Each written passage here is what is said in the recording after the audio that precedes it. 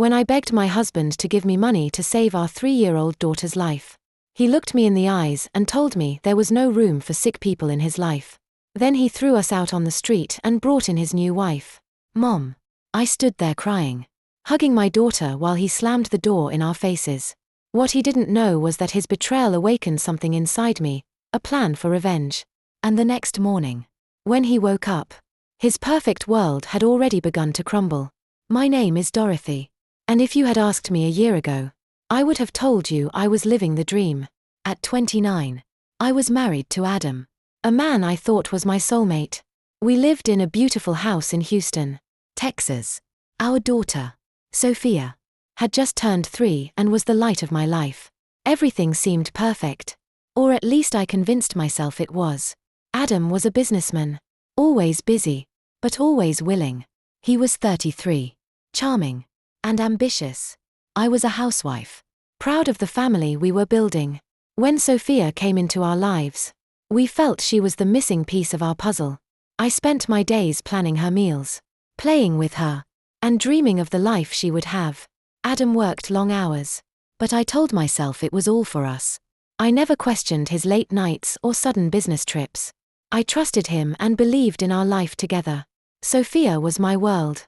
At 3, she was full of curiosity and laughter. Her giggles filled the house like music, and her little hands always sought mine. She was the reason I smiled every day. Adam adored her too. Or so I thought. He'd lift her in the air, calling her princess. In those moments, I felt complete, clinging to them without realizing the storm brewing just beneath the surface. One night, after Sophia's 3rd birthday, Adam told me he had a big business trip ahead. He kissed my forehead and said he'd be gone for a few days. It wasn't unusual for his work to take him out of town. I didn't mind. I trusted him completely and believed his work was what kept our family safe. But things took a turn for the worse a few days later. It all started when Sophia got sick. At first, it seemed like a simple cold, so I didn't worry too much. Kids get sick, right? But her fever spiked quickly, and by the 2nd day, she was burning up. She could barely keep her eyes open. I tried everything, cold compresses, over-the-counter medications, but nothing worked. Her little body felt so fragile in my arms, and her soft whimpers broke my heart. I was terrified. I called Adam immediately, expecting him to rush home to help. When he answered the phone, I could barely speak from the panic. Adam, Sophia is very sick. She has a high fever. And I don't know what to do. His response still haunts me. I'm about to board a plane. Dorothy. You'll have to, Adam. This is serious. I pleaded. She needs a doctor. Dorothy, he replied, with a coldness I'd never heard from him. I'm not canceling a business trip for a little fever. You're her mother, deal with it. He hung up, leaving me stunned and with a child who desperately needed help. For a moment, I couldn't move. How could the man I had loved and trusted be so indifferent? But Sophia couldn't wait, she needed me to act. I rushed her to the hospital, praying the whole way. The emergency room was chaos, but I pleaded with the receptionist to help us. When Dr. Wilson and the neurologist finally examined her, their faces turned serious. He explained that the fever had caused complications in her brain and that she needed immediate surgery. It was the only way to save her. My heart stopped. Surgery? I whispered. My little Sophia. How much will it cost? Dr. Wilson hesitated before answering. We need a deposit of $5,000 to proceed. $5,000. I didn't have that kind of money. And Adam wasn't answering my calls. I texted him, left him voicemails, even sent him emails. He saw them, I knew because they were marked as read. But he didn't reply. My husband, the man who claimed to love our family, was ignoring us at our worst moment. I sat in that cold hospital hallway, holding Sophia's weak hand and crying like I'd never cried before. I didn't know what to do. Then I realized I had no other choice.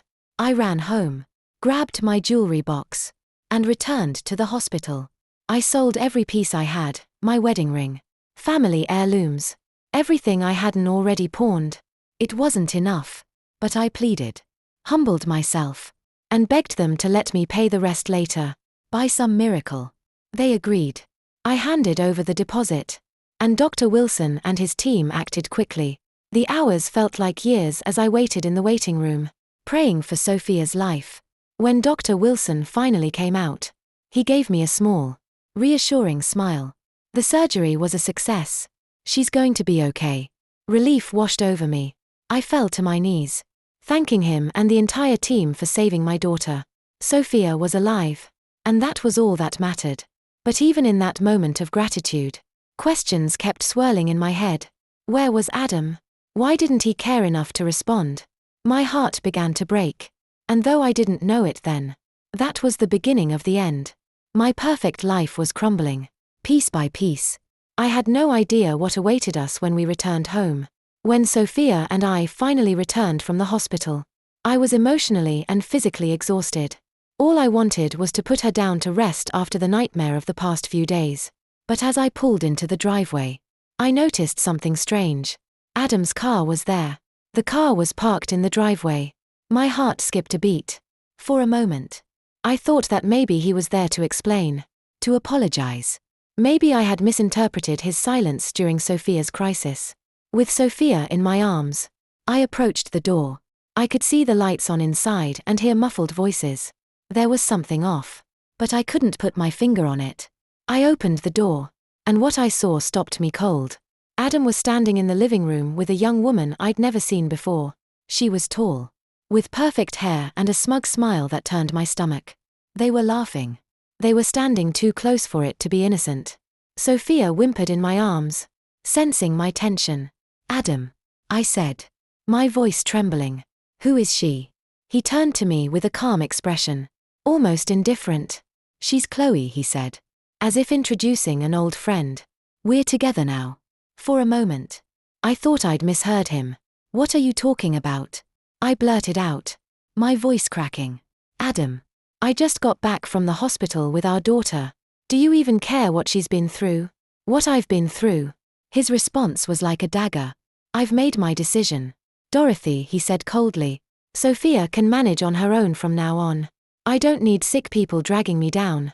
I stared at him in disbelief. Was this really the man I had built a life with? The father of my child? The room began to spin as his words sunk in. You're leaving us? I whispered. Chloe stepped forward and smiled even wider. It's nothing personal, she said, her tone saccharine.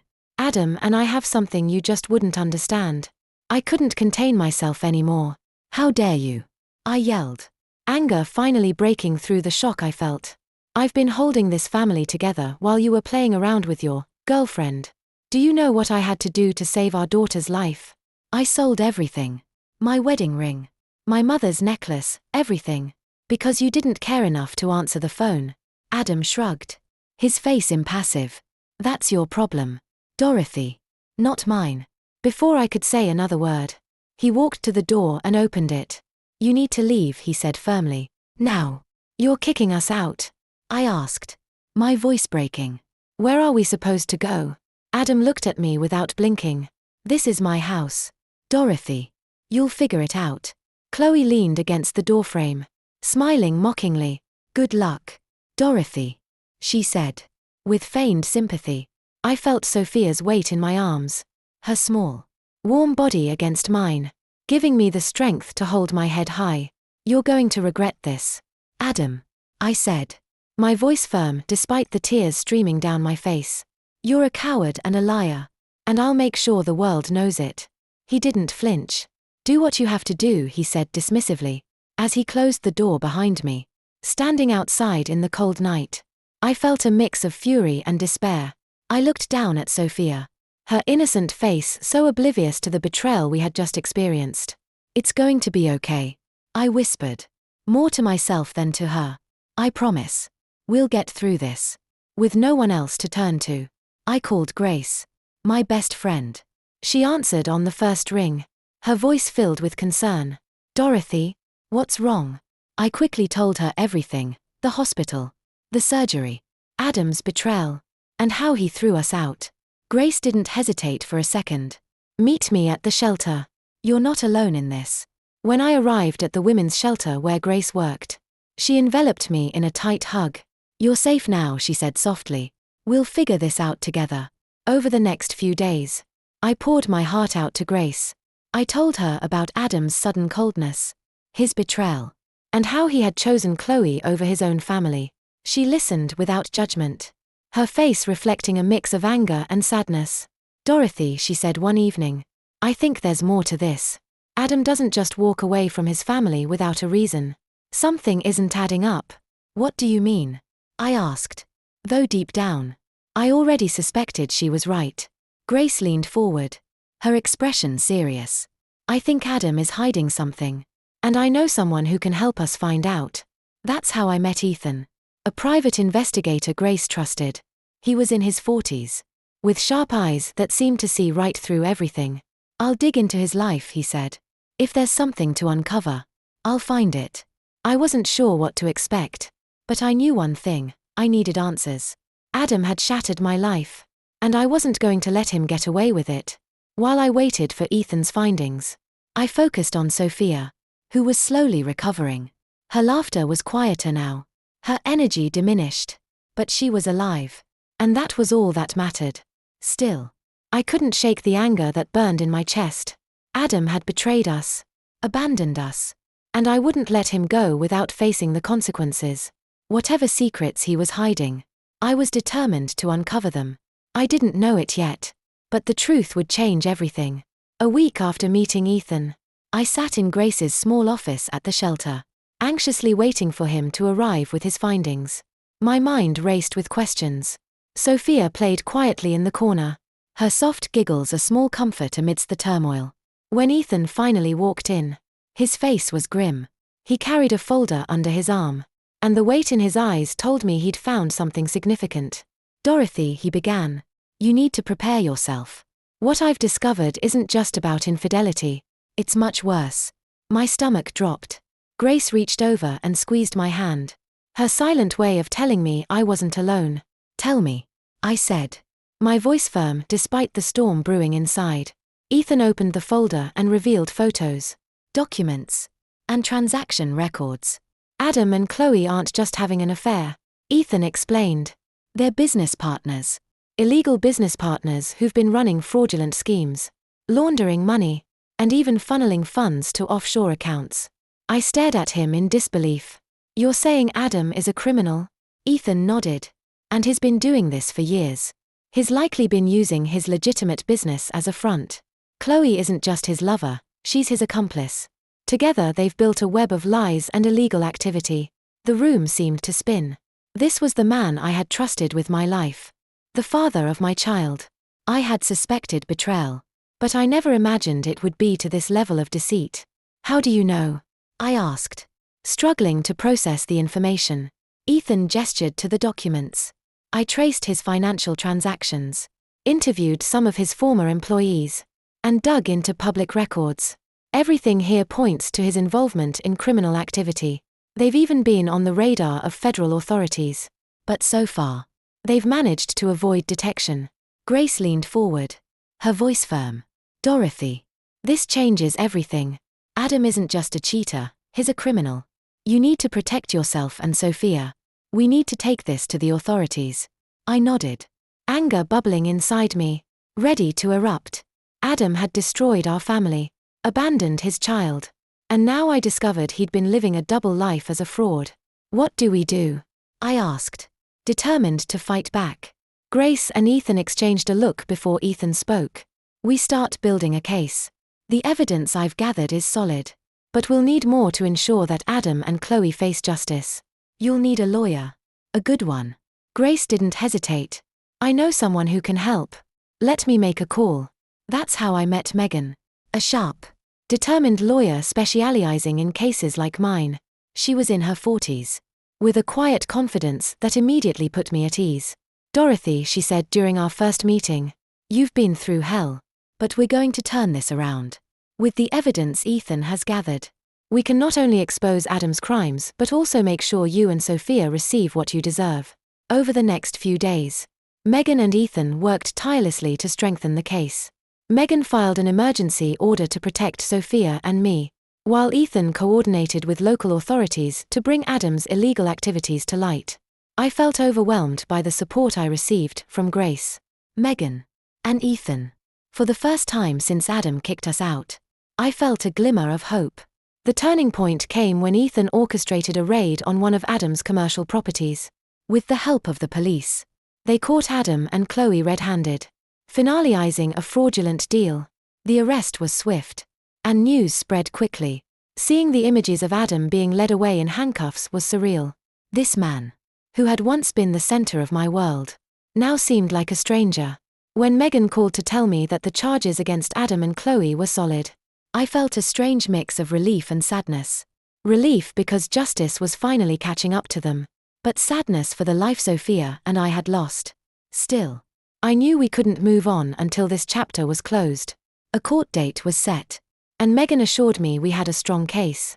"Dorothy," she said, "you'll need to testify. The court needs to hear your story. The sacrifices you made. The betrayal you endured. Are you ready for that?" I hesitated at the thought of standing in front of a judge and strangers. It was daunting. But then I looked at Sophia, happily playing in the corner of the room, her laughter a reminder of why I was fighting. "Yes," I said, my voice firm. "I'm ready." As the trial approached, I prepared for the battle ahead. Adam had tried to break me. He tried to destroy our family. But I wasn't going to let him win. With Megan, Grace, and Ethan by my side, I knew I had the strength to face him and ensure justice was served. What I didn't know was just how much this fight would cost me. It would test every ounce of resilience I had left. The day of the trial, I stood outside the courthouse, holding Sophia's hand tightly. Her wide eyes looked up at me, full of trust, reminding me why I had to face this day. It was for her. For our future. Grace and Megan stood by my side, their unwavering support a source of strength. Moments later, Ethan joined us, his quiet confidence reassuring. "Dorothy," he said, "the evidence is solid."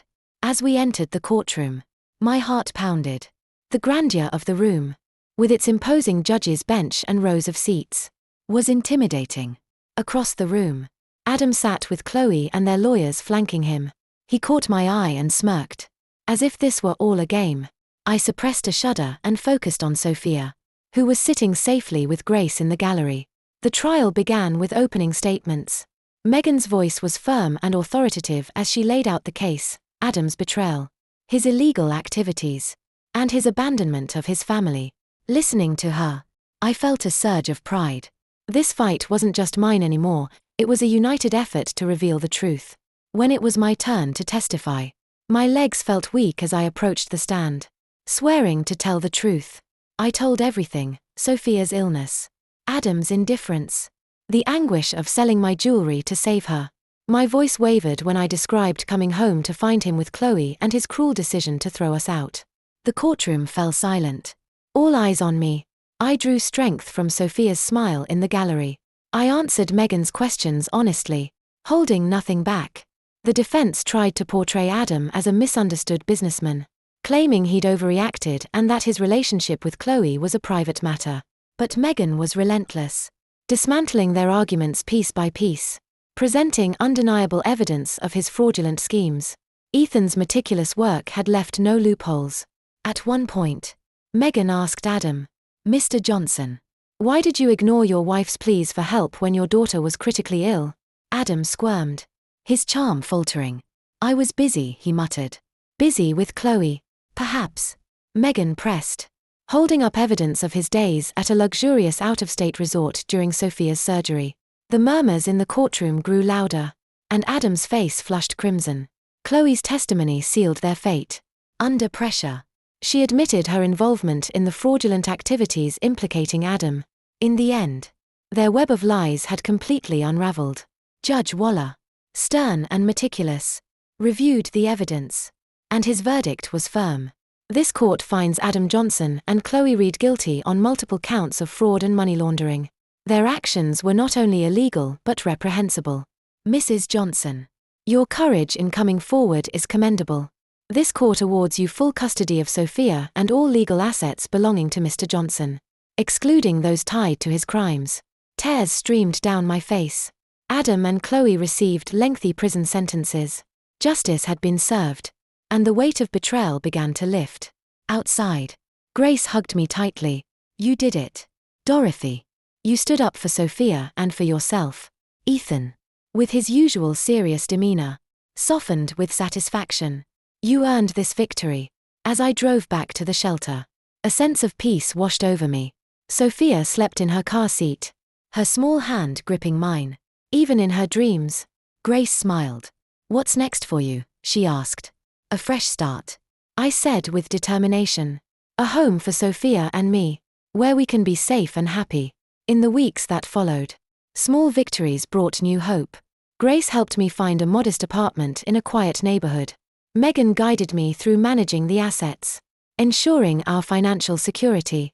I started volunteering at the shelter, giving back to the place that had saved us. One night, as I tucked Sophia into bed, she asked softly, Mommy, are we happy now?